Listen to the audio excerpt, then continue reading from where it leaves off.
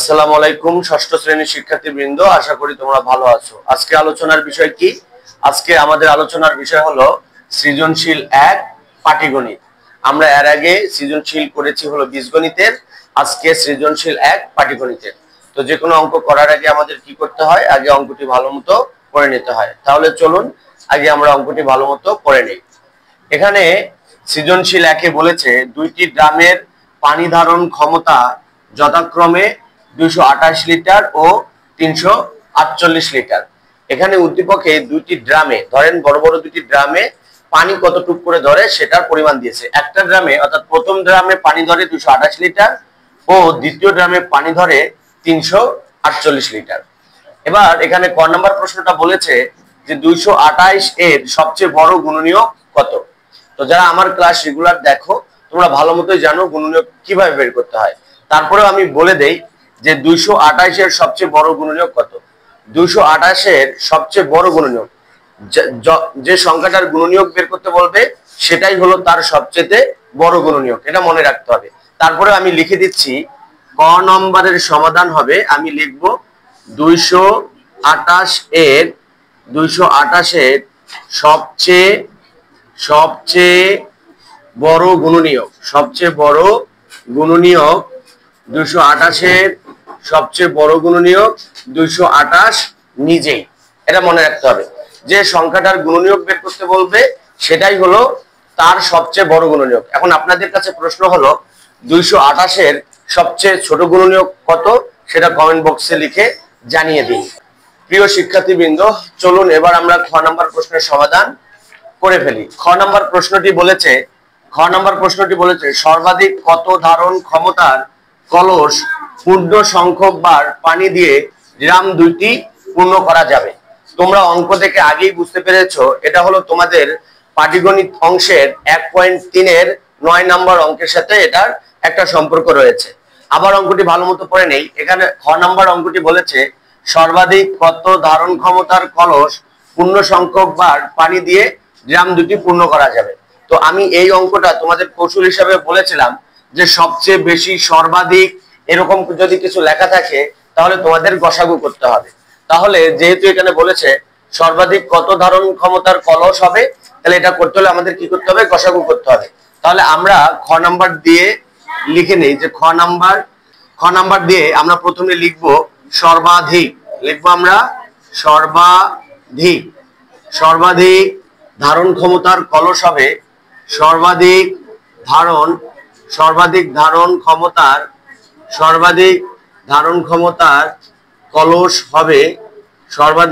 ক্ষমতার কলস হবে, এই যে এখানে ড্রাম দুটি যে সংখ্যা দেওয়া আছে সেটার গসাগু করতে হবে। তাহলে আমরা লিখব 228 ও 348 এর গসাগু যত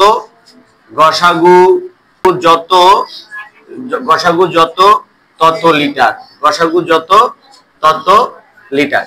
তোমরা ভালো মতোই বুঝতে পারতেছো এই অঙ্কটা গসাগু করতে হবে কেন।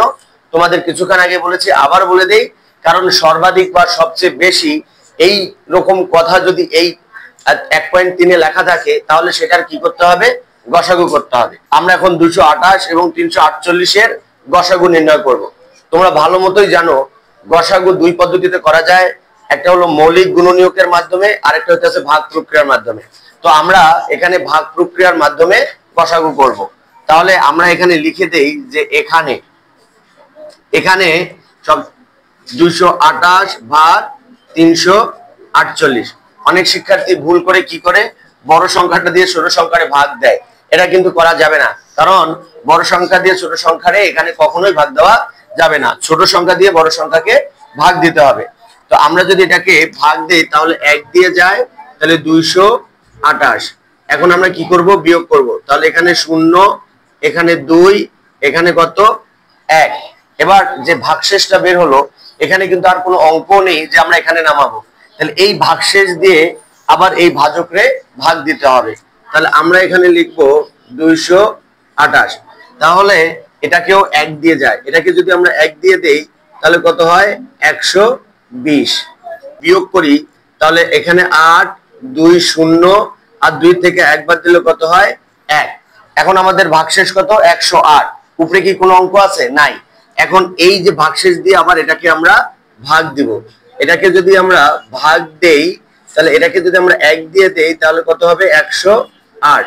এখন যদি আমরা বিয়োগ করি তাহলে 10 এর থেকে যদি আমরা 8 বাদ দেই তাহলে 2, হাতে 1, এই 1 শূন্যের সাথে যোগ করলে 1, 2 থেকে 1 বাদ দিলে 1। তাহলে এখন এখানে ভাগশেষ হলো আর 1 1 মিলে গেল 0, সামনে 0 নামে না, তাহলে ভাগশেষ কত 12। এই 12 দিয়ে এখন আমরা কি করব, এই ভাজকরে ভাগ দেব। এদিকে আমার জায়গা নেই, এখানে ভাগ দেওয়া উচিত ছিল কিন্তু এখানে জায়গা নেই, এই কারণে আমরা এই দিকে দিচ্ছি যে 12 ভাগ 108।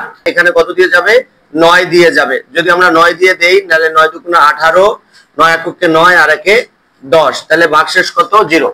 যখন ভাগশেষ 0 হবে তখন তার আগের যে ভাজক হবে সেটা হবে উত্তর। তাহলে এখানে উত্তরটা হবে কত, উত্তর হবে 12 লিটার। উত্তর কত লিটার, 12 লিটার। এর মানে হইতেছে একটা কলসের সবচেয়ে বেশি যে বড় কলসটা সেই কলসে পানি ধরবে কত লিটার, 12 লিটার। এটা কিন্তু তোমাদেরকে বুঝতে হবে।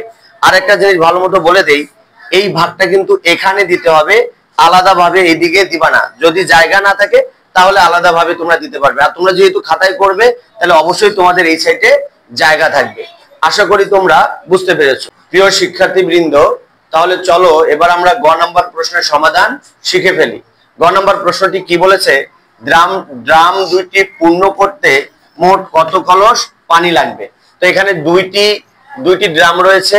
একটি ড্রামে কত লিটার, 228 লিটার, আর একটা ড্রামে কত লিটার, 348 লিটার।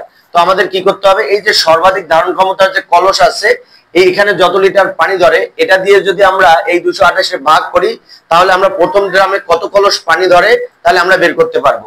আবার যদি এটা দিয়ে আমরা দ্বিতীয় এই 348 কে ভাগ করি তাহলে দ্বিতীয় ড্রামে কত লিটার পানি ধরবে, মানে কত কলস পানি ধরবে সেটা আমরা বের করতে পারবো।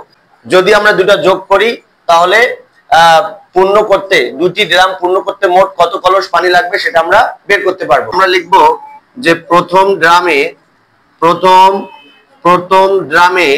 পানি ধরে কত 228। তাই কি লিখবো, 228 ভাগ 12 কলস। কি লিখবো আমরা, 12 কলস। প্রথম ড্রামে পানি ধরে 228 ভাগ 12 কলস। এখন যদি আমরা 228 কে 12 দিয়ে ভাগ দেই তাহলে কত হবে 19। তাহলে কত হবে 19 কলস। 19 কলস।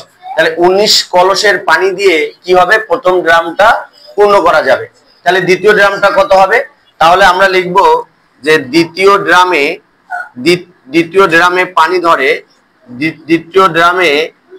ধরে 348 ভাগ কত, এই 12। এই 12 দিয়ে আমাদের দুটাকে ভাগ করতে হবে। এখানে কি লিখবো আমরা, কলস। এখন 348 কে যদি আমরা ভাগ করি তাহলে কত হবে 29 কলস। কত হবে 29 কলস। তোমরা কি করবা, এই ভাগগুলো রাফ করে সাইডে দিয়ে নিবা। আর যদি তোমাদের সাধারণ ক্যালকুলেটর ব্যবহার করতে দেয় তাহলে তোমরা ক্যালকুলেটরে ভাগ করে ফেলবা। তাহলে প্রথম ড্রাম পূর্ণ করতে 19 কলস পানি লাগবে আর দ্বিতীয় ড্রাম পূরণ করতে 29 কলস পানি লাগবে। তাহলে মোট কত কলস পানি লাগবে, তাহলে আমরা লিখবো সুতরাং মোট কলস লাগবে 19 যোগ 29 টি। তাহলে আমরা যদি যোগ করি 9 9 18 8, হাতে 1 3, 2 আর 1 3 আর 1 4, 48 টি। তাহলে আমাদের দুইটি ড্রাম যদি আমরা পানি দ্বারা পূর্ণ করতে চাই তাহলে 12 লিটার ওজনের 48 টি কলস পানি লাগবে। আশা করি গ নাম্বার প্রশ্নের সমাধানটি বুঝতে পেরেছেন। যদি ভিডিওটি বিন্দু পরিমাণ ভালো লেগে থাকে তাহলে শেয়ার করে অপরকে শেখার সুযোগ করে দিবেন এবং ফলো দিয়ে পাশে থাকবেন। Thank you very much. আসসালামু আলাইকুম।